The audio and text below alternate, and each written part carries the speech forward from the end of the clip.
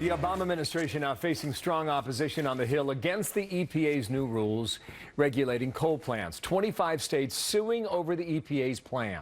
Senator Joe Manchin, Democrat out of West Virginia, serves on the Energy and Natural Resources Committee, a strong, outspoken individual on this. Senator, welcome back here.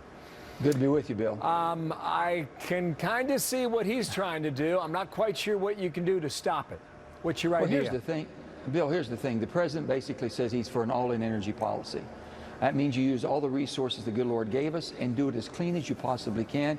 Find new technology to make sure it works and make sure that we meet those standards. Well, they accepted their new source performance standard, which means any new coal-fired plant built from this day forward, when the rule came out, had to meet certain standards. They based those standards on SAS Power, which is up in Canada, Boundary Dam, on carbon capture sequestration.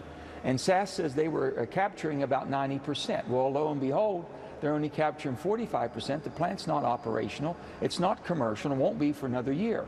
So we've based our plans on what we should be doing in America to provide the energy that people depend upon on a failed operation in Canada, and it'll be another year or 2 years before they even prove it can be done or not. Well, boil it That's down just a bit simpler. Is this administration in the year that it has left trying to put coal out of business? Yes or no, Senator? Yes, sir. It has most certainly done that, and it's doing it in a rapid rate. And the bottom line is their own Department of Energy bill says that we're going to need coal to fire the grid system, to energize the grid system for the next 30 years as we transition. They're talking and touting about all this new power coming on.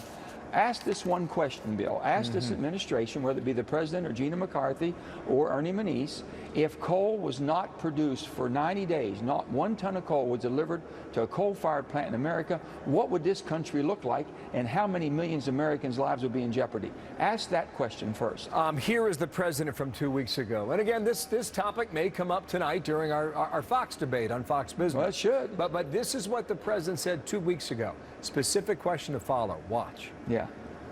When I took office, we were hopelessly addicted to foreign oil. We've cut our oil imports by half. We have doubled the production of clean energy, tripled the amount of wind power we generate.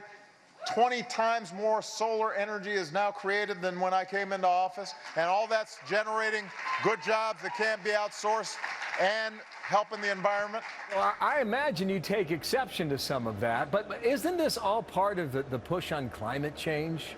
And to get as much done in 14 months as possible, Senator? Bill, we talk about global climate change. Does that mean the entire globe, 7 billion people all over the world? The wind currents and ocean currents don't start and stop in North America. But this is all self-inflicting. He talks about oil imports. Yes, but then he basically bans the XL pipeline, which gives us more security buying from the most favored nation rather than buying the same crude oil from Venezuela.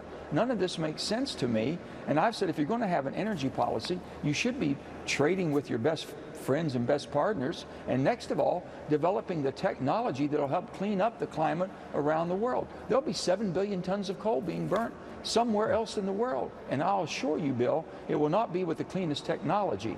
So shouldn't we be doing that and exporting that technology to really clean up the environment? I hear your point, Senator. Thank you for your time. And maybe it comes up tonight, as I mentioned a moment ago. I hope so, Bill. Joe Manchin, the Democrat from West Virginia. We'll talk soon. Here's Martha.